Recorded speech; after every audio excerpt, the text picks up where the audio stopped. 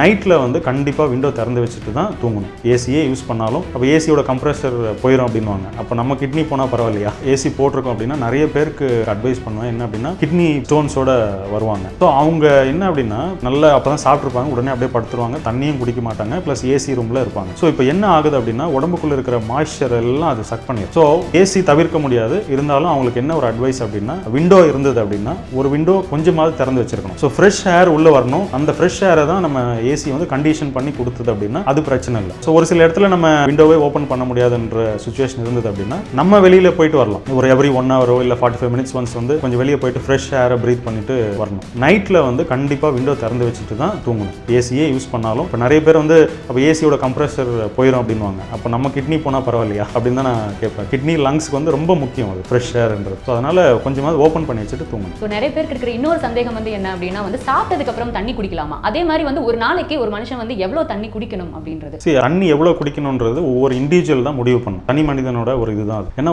ஒருத்தர் வந்து hard work பண்ணுவார், ஒருத்தர் வந்து வெறும் செடென்ட்ரி ஜாப் டெஸ்க் ஜாப் பண்ணுவாங்க, ஒரு சில பேர் ஏசியில் இருப்பாங்க, இல்லை சில பேர் ஏசியில் இருக்க மாட்டாங்க. ஸோ அப்படி ஒவ்வொருத்தருக்கும் மாறும். ஸோ அதை வந்து எப்படி நம்ம இது பண்ணோம் அப்படின்னா அவங்களோட யூரின் கலரை வந்து பார்த்தாலே தெரிஞ்சிடும். லைட் எல்லோவா இருந்தால் உடம்புக்குள்ள கழிவு இருக்குன்னு அர்த்தம். ஸோ அந்த கழிவு வெளியே போகிறதுக்கு தண்ணி குடிக்கணும்னு அர்த்தம். அதுதான் இண்டிகேஷன். ஸோ எப்போ வந்து தண்ணி குடிக்கணும் அப்படின்னா சாப்பிட்றதுக்கு அரை மணி நேரத்துக்கு முன்னாடி குடிச்சிடணும். ஒன்ஸ் சாப்பிட்டுட்டோம் அப்படின்னா 1 மணி நேரம் கழிச்சு தான் தண்ணி குடிக்கணும். ஏன்னா ஸ்டொமக்ல வந்து ஆசிட் செக்ரீட் ஆகுது. சாப்பிட்ற உணவை ஜீரணம் பண்றதுக்கு அமிலம் செக்ரீட் ஆகுது. அதனோட pH வேல்யூ பார்த்தீங்கன்னா 3.5 pH அப்படின்னு சொல்லுவாங்க. ஒரு கணக்கு இருக்கு. நம்ம தண்ணி குடிச்சிட்டோம் அப்படின்னா அது 6.57 pH வந்துடும். ஸோ அமிலமா இருக்க வேண்டிய அந்த ஆசிட் வந்து நீர்த்து போறதுனால சாப்பிட்ற சாப்பாடு எதுவுமே ஜீரணம் ஆகாம உள்ளுக்குள்ளேயே இட்லி மாவு மாதிரி புளிச்சிட்டு இருக்கும். அந்த புளிச்சு போய் வரது தான் கேஸ், அசிடிட்டி, இன்டைஜஷன், உப்பசமா இருக்கு அப்படின்னு சொல்லுவாங்க. இது எல்லாத்துக்கும் முக்கியமான காரணமே சாப்பிடும்போது தண்ணி குடிக்கிறது. நைட்ல வந்து கண்டிப்பா விண்டோ திறந்து வச்சுட்டு தான் தூங்கணும். ஏசியே யூஸ் பண்ணாலும் அப்போ ஏசியோட கம்ப்ரெஷர் போயிடும் அப்படின்வாங்க. அப்போ நம்ம கிட்னி போனா பரவாயில்லையா,